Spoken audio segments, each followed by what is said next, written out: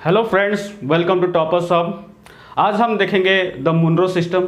और इससे पहले भी हम देख चुके हैं दो सिस्टम्स ईस्ट इंडिया कंपनी ने लेके आया था रेवेन्यू कलेक्शन के लिए। एक था परमानेंट सेटलमेंट और दूसरा था महलवारी सिस्टम। और परमानेंट सेटलमेंट में क्या था, जो ईस्ट इंडिया कंपनी और कल्टीवेटर्स के बीच में ज़मींदार रहते थे, और जो महलवारी सिस्टम है उसमें ईस्ट इंडिया कंपनी और जो कल्टीवेटर्स के बीच में विलेज हेडमैन थे। और ये जो दो सिस्टम्स था ये सिर्फ नॉर्दर्न इंडिया में ही था। लेकिन उस टाइम सदर्न इंडिया में एक सिस्टम चलता था, उसको कहा जाता है रोयतवारी सिस्टम। और वो लाए थे captain Alexander red. Captain Alexander red ने वो सिस्टम डिवाइस किया था। कब डिवाइस किया था? जब टीपू सुल्तान के डिफीट हो गया, after the defeat of Tipu Sultan in the year 1799 in the battle of Seringapatam, उन्होंने एक छोटे से एरिया में ये जो सिस्टम रोयतवारी सिस्टम को ट्रायल किया था। तो उसी टाइम जो मद्रास के गवर्नर थे थॉमस मुनरो, वो चाहते थे कि ये सिस्टम को पूरे साउथ इंडिया में लागू किया जाए। तो इसमें क्या होगा, ये रोयतवारी सिस्टम में क्या होता था, जो east India company direct relationship में था किसके, कल्टीवेटर्स। और ये कल्टीवेटर्स को कहा जाता है रॉयल्स। कल्टीवेटर्स को रॉयल्स कहा जाता है। और ईस्ट इंडिया इसी सिस्टम में क्या होता है, तो East India company will collect और that was going to collect the revenue directly from the cultivators. तो अब इसका रीज़न क्या था, क्योंकि जो पहले जो सिस्टम में था, जो मिडिल मैन थे दोनों, एक विलेज हेडमैन और ज़मींदार, ये दोनों कुछ कमीशन खा जाते थे।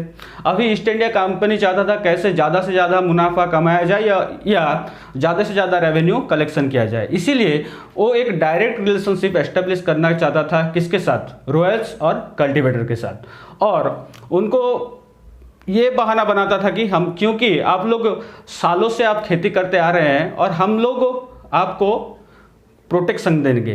कैसे? अगर नॉर्दर्न इंडिया में हम देखेंगे तो वहाँ से ज़मींदार, क्योंकि उसी टाइम ही जो परमानेंट सेटलमेंट और महलवारी सिस्टम में ईस्ट इंडिया कंपनी ने खुद डायरेक्ट कलेक्शन नहीं करता था, वो ज़मींदार हेडमैन का रखा था। और हम बोल सकते हैं उनको फेस बनाया था ताकि कल्टीवेटर्स को लूट सके।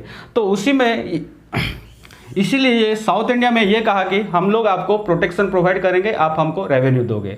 लेकिन प्रॉब्लम ये हुआ कि ये सिस्टम भी फेल हो गया।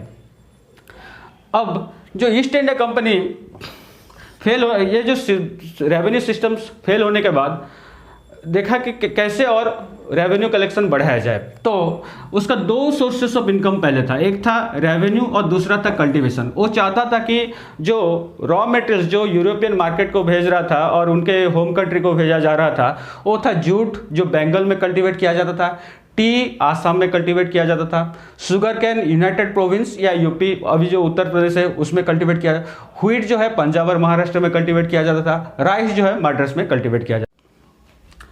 हमने देखा कि जो ईस्ट इंडिया कंपनी का जो सोर्स ऑफ इनकम था वो दो था, एक था रेवेन्यू और कल्टीवेशन ऑफ क्रॉप्स। लेकिन उसी टाइम में एक यूरोपियन मार्केट में एक बड़ा सा चेंज हुआ। वो क्या था, जो इंडिगो का डिमांड बढ़ गया है। अब इंडिगो क्या है, इंडिगो एक प्लांट है और उसको यूज किया जाता है जो कपड़ा में रंग देने के लिए।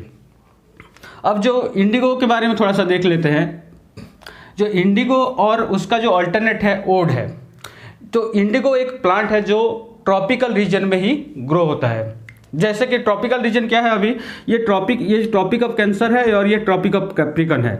हम ये सब डिटेल्स हम ज्योग्राफी लेक्चर में पढ़ेंगे। और ये इक्वेटर है, ये नॉर्दर्न पोल, साउथ पोल।